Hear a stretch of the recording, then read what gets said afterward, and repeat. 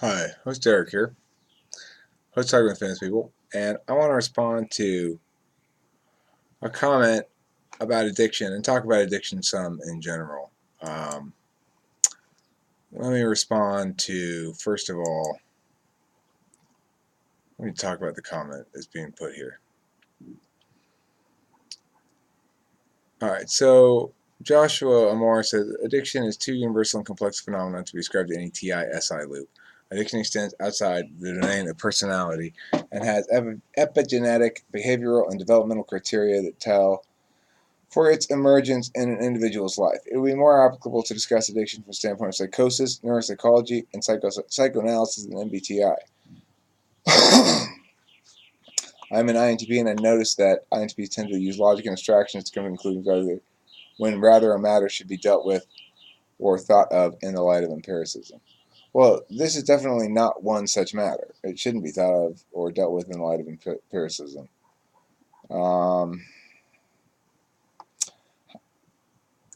Zach and Joshua Moore both use this verb cognizes.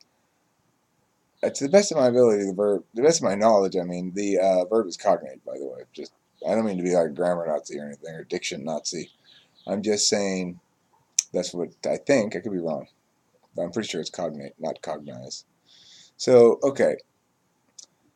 Firstly, how one cognites information is beyond what one is rationally aware of. TI and SI are conscious agents and therefore functions of the rational mind. Why human beings do anything is not topic of just our rational faculties.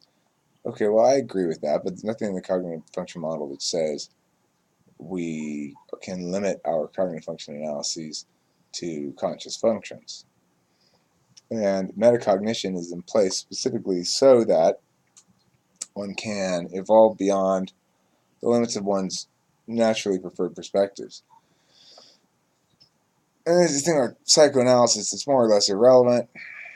Cognitive configuration in terms of what? How is the brain configured, and what does that tell us in the context of lived experiences? If you understand the connection between neural anatomy, genetics, the environment, the cognitive function, the behavior that employ you to explain it, cognitive configuration is better served as a topic for neuroscience and cognitive science. No. This is a big problem that we have in the world in general. Is this notion that empirical methodologies of coming to conclusions are superior. In fact, they're vastly inferior. And that's not any way to understand a purely metaphysical phenomenon, which is what we're talking about.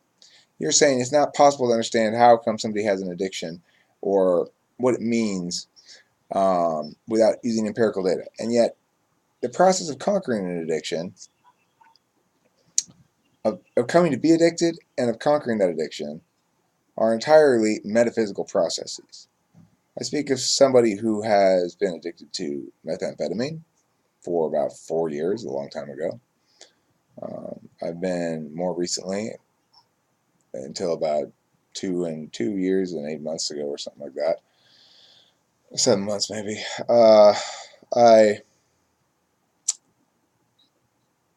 I drank too much, for sure. I was an alcoholic, I was a drunk, so uh, I had to quit that as well. In both instances, I had to come to different metaphysical deals with myself in order to quit them. And they required different metaphysical deals because my relationship with each of those substances was different. How does it relate to cognitive functions? Why is it possible to talk about cognitive configuration without knowing everything? First of all, you issue a call to perfection fallacy here, right? You say that because we can't know everything about a system, that we can't talk meaningfully about the system. But we do know that some systems have, for example, a quality in which certain elements wash out within the system itself and don't make any real big difference in the final outcome of the system. Some of these elements you're talking about may function like that. Regardless, to say now, logical abstractions, you have no place here in this matter, which is best left to empirical cognitive science. Well, I mean, you're just plain wrong. In fact, empirical cognitive science has clear ceiling as far as it can give us any meaningful information. I know from personal experience, and you know from personal experience, that the process of growing as an individual and coming to understand one's own behavior, nature, ways, tendencies, etc., is a process of metacognition. I know that when I quit drinking, it was because I was able to use introverted thinking to build metaphysical walls around the choice that as a moral agent I am naturally endowed with, the choice to go get fucked up. So I had to set myself up in some metaphysical manner to resolve the question for myself. When people like you come in and pathologize it and make it, instead of a behavioral issue where somebody is choosing to engage in behaviors that are unsustainable and self-destructive and or harmful to others sometimes, at least indirectly, emotionally, it requires a metaphysical solution. We can't, if we allow ourselves to say, you have a medical problem, you need help, you need a medical solution of some sort, you cannot make decisions on your own about your behavior. We have to infantilize and pathologize you.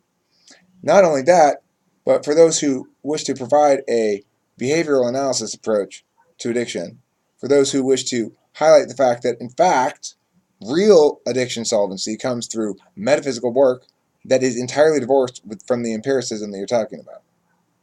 Now, if you want to take an empirical definition of addiction, we have a pretty straightforward one, actually. It's a dopamine management problem. It's South Park's definition. Is that serious enough for you? Is that enough of an empirical source? Or is it the fact that dopamine management system resonates, dopamine management problem resonates so true with every possible piece of data that you might have from real world experience with what addiction is and how it manifests, that you go, oh yeah, that's a good description of it. But it's more than that, because if it were just a dopamine management problem, how was it that I can have an entirely metaphysical solution? Is it that that gives me dopamine adequate enough to prevent me from drinking again? And if we want to pathologize it in this fashion, we're going to say probably that, well,